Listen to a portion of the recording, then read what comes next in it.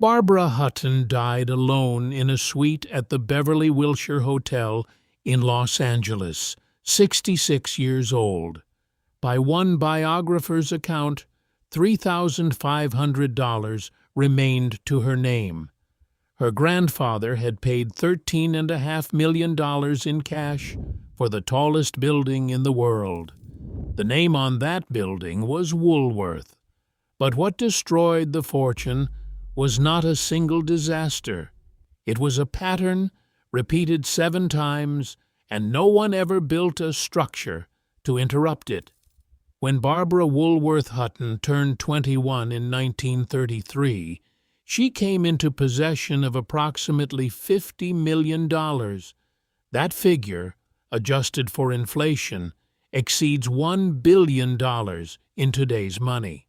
Her father, Franklin Hutton, a stockbroker and co-founder of E.F. Hutton and Company, had taken a bequest of $26 million from Barbara's grandmother and grown it to $42 million through careful investment. On top of that sat another $8 million from her mother's estate. The full sum arrived in a single transfer, with no trust, no family office, and no independent advisor holding the authority to refuse a disbursement. A court distributed the Woolworth fortune to a 21-year-old woman, and nobody standing between her and the money had the legal power to say no. There is something underneath this story that the 7 marriages do not explain on their own.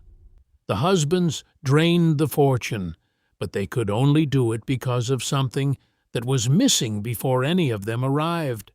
The cause was set in motion before Barbara was born. To see it, you have to go back to the fortune itself. But this story does not start with Barbara Hutton. It starts with the man who built the fortune and the one document he failed to sign. Frank Winfield Woolworth was a farm boy from upstate New York who understood one idea with more precision than anyone in the American retail business. People would buy almost anything if the price was 5 cents. He opened his first 5 and dime store in Utica, New York, in 1879. It failed within weeks. A second attempt in Lancaster, Pennsylvania, held. Within a decade, he had 12 stores. By 1900, 59 stores and $5 million in annual sales. By 1911, after a merger that consolidated 6 rival chains under his name, he controlled 586 stores and a $65 million corporation operating across the United States, Canada, and the United Kingdom. In 1913, Woolworth built the Woolworth Building in Lower Manhattan, 792 feet, the tallest building in the world. Woolworth paid $13.5 million for it, every cent in cash. No mortgage, no bank. The man who had started with nickels now owned the skyline. By the time of his death, his company operated more than 1,000 stores across 4 countries and constituted one of the largest commercial enterprises in the Western Hemisphere. Frank Woolworth had transformed a 5-cent retail idea into a global operation that employed tens of thousands of workers and served millions of customers every week. His personal estate was valued at approximately $76.5 million. In today's money, that figure exceeds $1.3 billion. But the man who could engineer 1,000 stores across 2 continents could not manage the one task that would have saved his family's fortune. Frank Woolworth drafted a new will.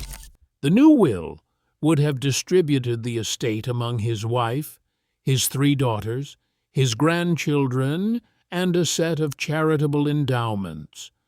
But the document sat unsigned on his desk. Woolworth died on the 8th of April, 1919, at 66 years old, of septic shock from an infected tooth. The courts enforced the old will, dated 1889. His entire estate passed to his wife, Jenny Woolworth.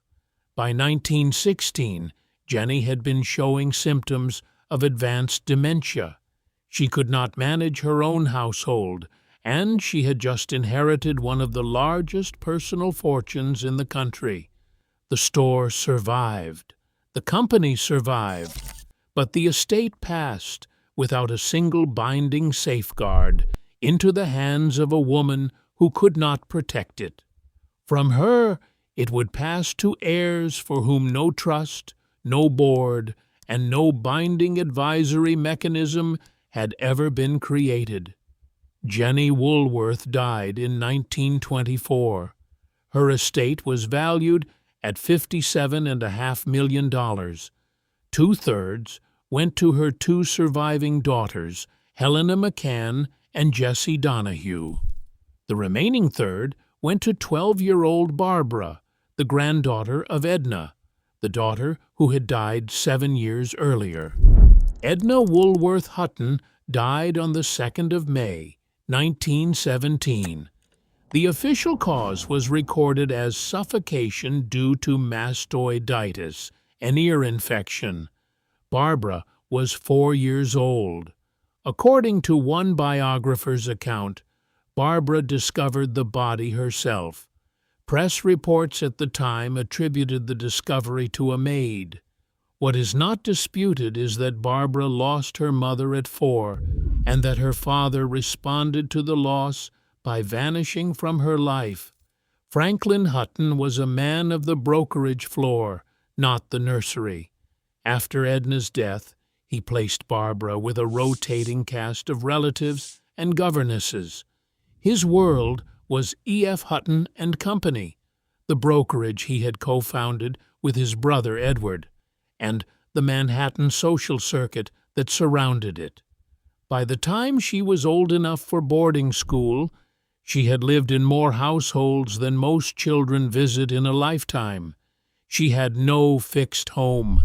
There was no stable adult presence in her life, and there was no one whose job it was to teach her how the world worked, or to tell her when someone wanted something from her rather than wanting her. What arrived at Barbara's door was a double inheritance from both sides of her family. $26 million from her grandmother's estate, $2 million in Woolworth stock from a trust her mother had established, another $8 million from Edna's direct estate. None of it arrived with conditions. There was no trust to protect the capital. There was no independent advisor empowered to refuse a bad decision. A family office, a graduated distribution schedule, a mandatory reinvestment clause, a board with binding authority over disbursements, any of the mechanisms that other large American fortunes of the same era had built by then, all of it was absent. The full sum was liquid, accessible, and at the mercy of whoever stood closest to it. Before Barbara Hutton ever touched a dollar of that fortune, the machinery of the collapse was in place. Frank Woolworth's will had gone unsigned. His estate had passed through a woman with dementia, and the surviving heir had lost her mother at 4, been raised by strangers, and was about to receive more than $1 billion in today's money, with nothing standing between her and anyone who wanted a share of it. Even a fortune this large can disappear in a generation if nobody builds the wall around it. Barbara's father, Franklin Laws Hutton, was competent with money and absent in every other respect. He grew the $26 million bequest to $42 million by the time Barbara turned 21. In return, Barbara gave him $5 million as a thank you for managing the inheritance, according to one account. That gift captures the relationship in a single transaction. Franklin was a skilled investor and the man who placed his daughter with strangers after her mother died. What he did not do was teach Barbara how money worked, and what he never attempted was to introduce her to advisors who might have built a trust around the fortune. He grew the inheritance and never equipped the person who would carry it. When Franklin died in 1940, there was no record of any binding advisory arrangement, no trust, and no binding safeguard of any kind attached to the Woolworth money. Barbara Woolworth Hutton made her debut at the Ritz-Carlton Hotel in New York on the 18th of November 1930, 4 days after her 18th birthday. The party cost $60,000, more than $1 million in today's money. Rudy Vallee performed. Maurice Chevalier greeted arriving guests dressed as Santa Claus. 4 orchestras played. 200 waiters served 1,000 midnight suppers and 1,000 breakfasts. 2,000 bottles of champagne were opened. Each guest received a pocket-sized jewelry case containing unmounted diamonds, emeralds, rubies, and sapphires. Members of the Astor and Rockefeller families were among those in attendance. The country was in the depths of the Great Depression. Newspapers published the party's details and turned on her overnight. Barbara was 18 years old and now a national symbol of excess. The tabloids gave her a name that would follow her for the rest of her life. They called her the poor little rich girl, and that was not even the part that got people angry. What came next was worse. For a brief window after the debut, things appeared stable. Barbara had money, visibility, and the attention of society on both sides of the Atlantic. That did not last. But the account the tabloids printed was not the full picture. The public version of Barbara Hutton was a story about a woman who spent without restraint and made disastrous marriages. That version is not false, but it misses the cause. Barbara's mother, by the account most biographers accept, took her own life when Barbara was 4 years old. Her father placed her with strangers and disappeared into his business and his Manhattan social calendar.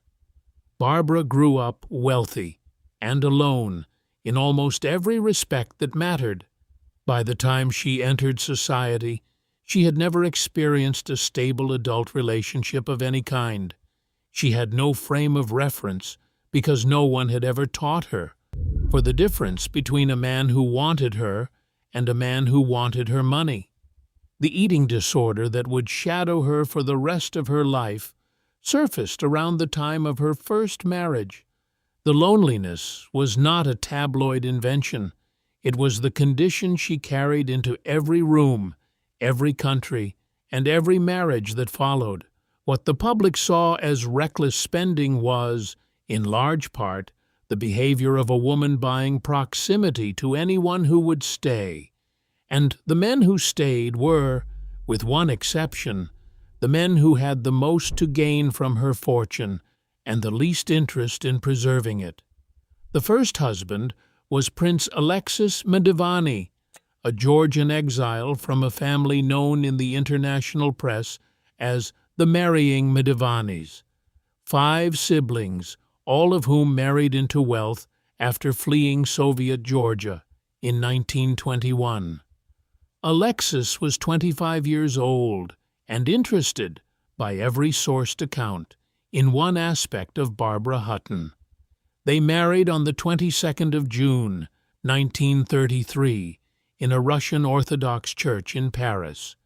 Franklin Hutton provided a dowry of $1 million. The size of that dowry was itself a signal. $1 million payment to marry into a family with no money of its own was a visible sign of what would follow. The Hutton family paid it without negotiation. During the marriage, Barbara purchased the Palazzo Abbazia di San Gregorio in Venice, a yacht named the Ali Baba, polo ponies, and custom jewelry for a husband who spent without restraint and offered nothing in return.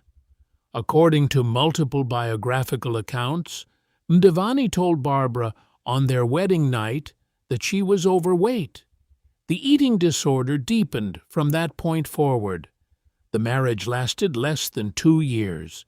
They divorced in March of 1935. Mdivani left the marriage far wealthier than he had entered it. 5 months after the divorce, in August of 1935, he died on a road in Catalonia, Spain, at the wheel of a Rolls-Royce. He was 27 years old. If that sounds bad, keep watching. The pattern was now set.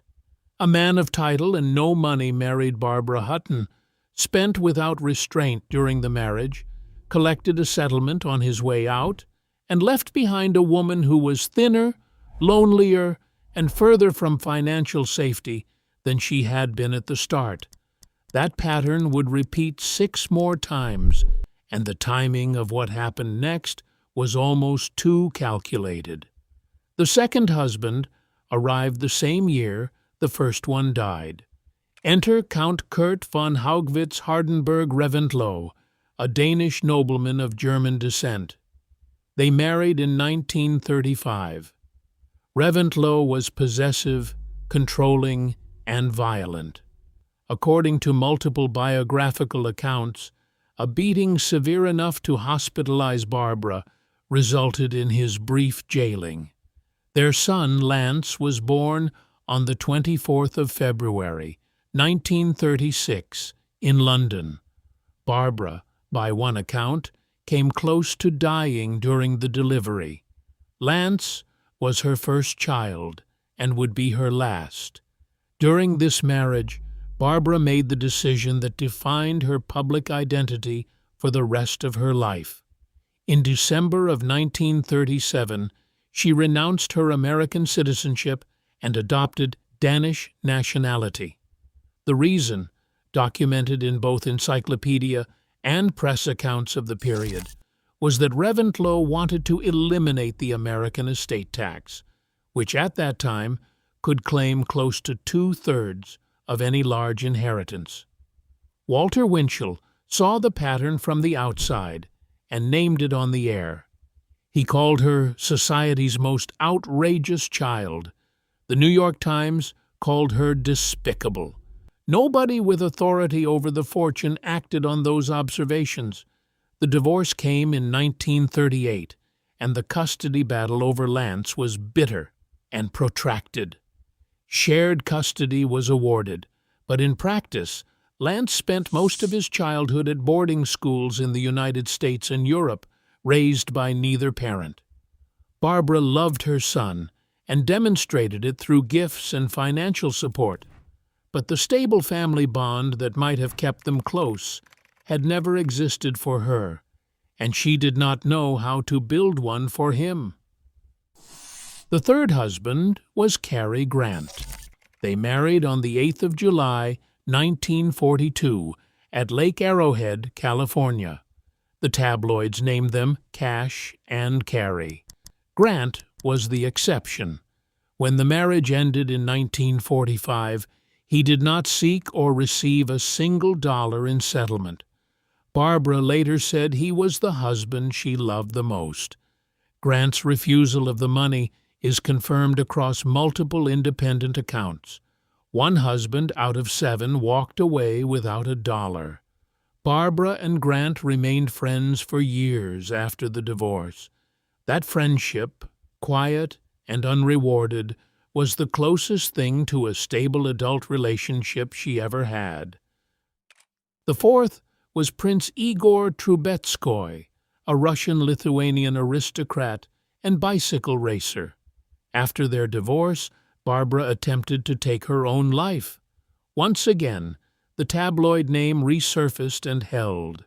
Barbara was, once more, the poor little rich girl. Porfirio Rubirosa was the 5th husband, a Dominican diplomat, polo player, and professional charmer. He had been married before to Doris Duke, and before that to the daughter of the Dominican dictator Rafael Trujillo. He married Barbara on the 30th of December 1953, after his preferred bride, the actress Zsa Zsa Gabor, refused him. During the honeymoon, Rubirosa flew to Phoenix to meet Gabor. The marriage lasted 53 days. That is not a typo, by the way. 53 days. The settlement included a reported $2.5 million in cash, a coffee plantation in the Dominican Republic, a converted B-25 bomber, and polo ponies. The bomber was his second. Doris Duke had given him the first one, and he had wrecked it. Barbara once spent $98,000 in a single day at Cartier, according to one account. And somehow, it gets worse. There was another heiress, born in the same month, in the same year, into the same scale of fortune. Her name was Doris Duke. She was born on the 22nd of November, 1912, 8 days after Barbara. Duke would inherit approximately $80 to $100 million when her father died in 1925. She would also marry Porfirio Rubirosa, and she would die with approximately $1.2 billion. Barbara Hutton would look back on the arc of her own life alongside the public record of Doris Duke's, and the contrast between the two would define every account written of both women afterward. The physical trail Barbara left across the world reads like a map of wealth that never found a home. She built Winfield House in London's Regent's Park, a mansion named after her grandfather, with the second-largest private garden in the city after Buckingham Palace. After the Second World War, she sold it to the United States government for $1. It became and remains the official residence of the American ambassador to the United Kingdom. In Tangier, Morocco, she purchased a sprawling palace in the Kasbah, the Sidi Hosni, and renovated it at considerable cost.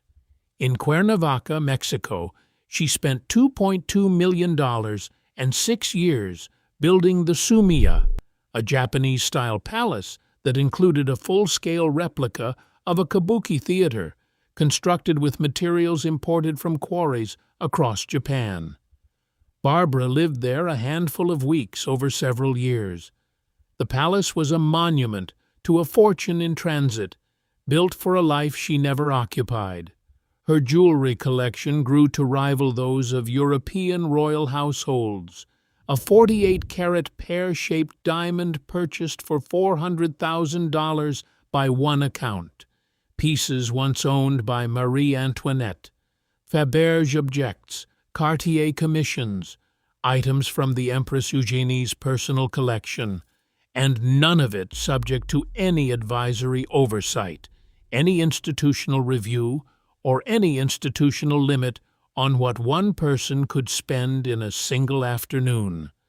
The wedding necklace she wore for her first marriage to Mdivani, a Cartier jadeite piece composed of 27 graduated beads, would be auctioned at Sotheby's Hong Kong on the 7th of April, 2014, for $27.44 million, a world record for jadeite and for Cartier.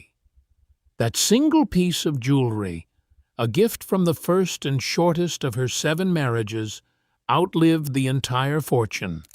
In nominal terms, its auction price exceeded the $26 million bequest she had received from her grandmother in 1924. A single wedding gift from her first marriage outvalued the inheritance that made it possible. That was just the version of the spending that was visible to the public. Behind the properties and the settlements, the fortune was also being consumed by estate taxes that climbed across Barbara's lifetime toward rates that at times exceeded 70%. And by advisors and attorneys whose fees and decisions went unmonitored. No independent board reviewed the disbursements. No mandatory reinvestment clause preserved the capital. The spending was the most visible part of the collapse, but it was not the whole mechanism. What was lost across 4 decades was not money alone. Money, at the scale Barbara inherited it, can be replenished by a competent advisor with a long enough timeline. What was lost was the possibility that anyone would ever intervene on her behalf. Barbara was not stupid, and she was not careless in the way the tabloid portrait implied. What she was, from the age of 4 onward, was a woman who had lost her mother, been abandoned by her father, and entered adult life with no frame of reference for distinguishing affection from financial opportunism. Every man she married except one had a financial incentive to keep her spending. No independent authority existed with the contractual power to intervene on behalf of the fortune or the person carrying it. The 6th husband was Baron Gottfried von Cramm, a German tennis champion and old friend. They married in 1955 and divorced by the end of the decade. Von Cramm was, by most accounts, a gentleman, and their separate lives and obligations kept them apart. The marriage was quiet and produced no documented financial damage on the scale of its predecessors. The 7th and final husband was Prince Pierre Raymond Doan Vinh Champasak, an artist and chemist of Vietnamese and Laotian descent, who had been adopted into the royal family of the Kingdom of Champasak. Barbara, by one account, paid $250,000 to arrange his title. They married in 1964 and separated within 2 years. By the time the last marriage ended, the fortune was gone. Barbara had retreated to a hotel suite in Los Angeles, where she would spend her final years. The eating disorder had left her gaunt and frail. Press accounts documented long struggles with alcohol and prescription medication. Every property she had owned was gone. The London mansion was a government residence. The Tangier Palace was shuttered, and the Mexican theater sat empty, a kabuki stage in a country where no audience would ever gather for it. She died on the 11th of May, 1979, of a heart attack in the hotel suite where she had been living.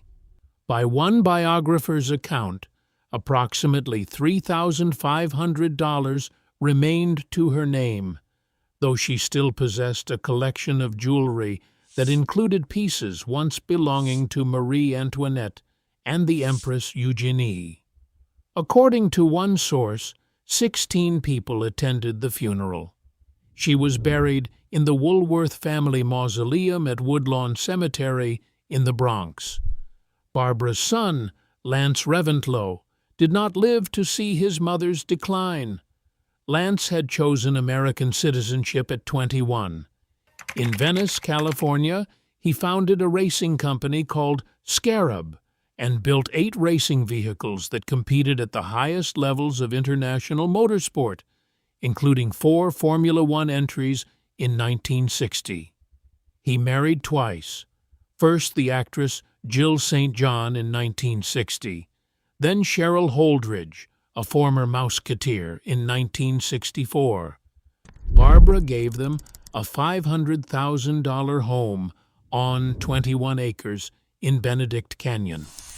On the 24th of July, 1972, Lance boarded a single-engine Cessna near Aspen, Colorado. The pilot was 27 years old and had logged a total of 39 hours of flight time. He flew into a blind canyon during a thunderstorm, stalled the aircraft trying to reverse course, and all 4 people on board died. Lance Reventlow was 36 years old. He left no children. His body was later exhumed and cremated, and his ashes were interred in the Woolworth family mausoleum in the Bronx, alongside his mother and grandmother. The Woolworth bloodline, through Barbara, ended with him. Barbara outlived the fortune. Then she outlived the heir. And when she died 7 years after Lance, alone in her hotel suite in Los Angeles, the name Woolworth no longer belonged to a family. It belonged to a building in Manhattan and a chain of 5 and dime stores that were themselves in terminal decline. The last Woolworth store closed on the 17th of July, 1997. By November of 2001, the company had been renamed Foot Locker. The 5 and dime empire that Frank Winfield Woolworth built from a failed store in Utica outlasted him by nearly 8 decades. The fortune he left his granddaughter was gone in 1 generation. Every account of Barbara Hutton's life that stops at the spending misses the deeper question underneath it. The question is not about the husbands. They consumed the fortune, but they were able to because no mechanism existed to prevent them. And the question is not about the properties, or the jewelry, or the settlements. Those were the visible losses, not the cause. The cause was architectural, and it traces back to a desk where a piece of paper sat unsigned. Why was a fortune of this size handed to a single person with no independent mechanism designed to preserve it across generations? The Woolworth fortune did not have a trust. It did not have a family office. It did not have an independent board of advisors with the contractual authority to refuse a disbursement, decline a prenuptial waiver, or challenge a settlement. When Frank Woolworth died without signing his new will, the estate passed by default to a wife with dementia, and from her to daughters and a granddaughter with no binding protection of any kind. Barbara received the full sum at 21, with no staging, no gates, no graduated distribution, and no binding reinvestment clause. The fortune was liquid, accessible, and at the mercy of whoever stood closest. The Woolworths built the store. They built the building. They built a commercial empire operating on 4 continents, but they never built anything designed to keep the fortune intact after the founder was gone. Doris Duke was born on the 22nd of November, 1912, 8 days after Barbara Hutton. Her father, James Buchanan Duke, had built the American Tobacco Company and Duke Power Company into 2 of the largest enterprises in the United States. When he died in 1925, his 12-year-old daughter inherited an estate estimated at between $80 and $100 million. On his deathbed, according to an account from the Schoolfield Country House archive, he told 12-year-old Doris to trust nobody. James Duke did one thing that Frank Woolworth did not do. On the 11th of December, 1924, the year before his death, he created the Duke Endowment, a perpetual trust, $40 million in initial capital. He added another $67 million through his will, bringing the total endowed capital to $107 million.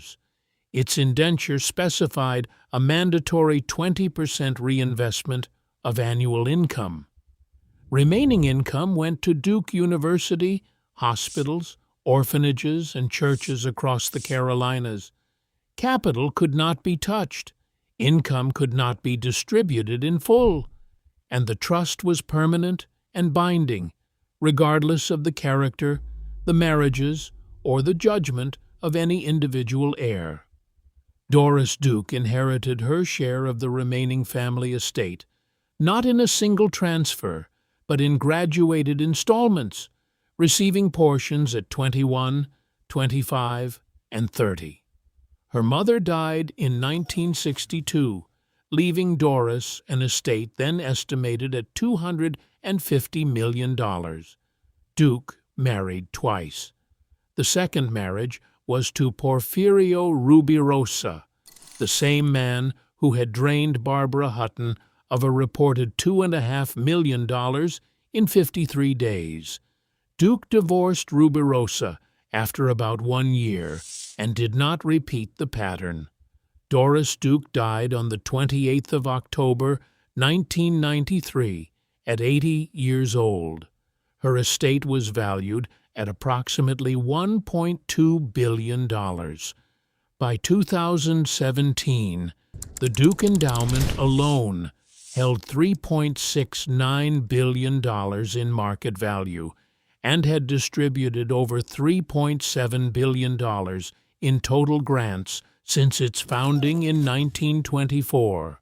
Both women were born in the same decade, inherited the same kind of fortune, and married the same Porfirio Rubirosa. One family built the structure, the other did not. That was the difference. The Rockefeller family built room 5600, the family office on the 56th floor of 30 Rockefeller Plaza, and a network of dynasty trusts that distributed wealth across generations with binding conditions and independent oversight. What distinguished the families that kept their fortunes from the families that lost them was not the character of any individual heir. It was whether the founder had built a mechanism that did not depend on any single heir's character at all. A perpetual trust with a reinvestment mandate does not care whether the beneficiary marries a Rubirosa. A family office with independent authority does not wait for the heiress to say no. The wall holds regardless. They called her the poor little rich girl. It was coined as mockery, but it turned out to be the most precise description of what went wrong. She was never poor in the ordinary sense of the word. She was poor in the one way that determined everything. No one had ever built anything around her designed to hold. The Woolworths built the store, the Dukes built the wall, and Barbara Hutton, who inherited more than $1 billion from a man who paid cash for the tallest building in the world, died in a hotel suite in Los Angeles with a collection of jewelry and, by one biographer's account, $3,500.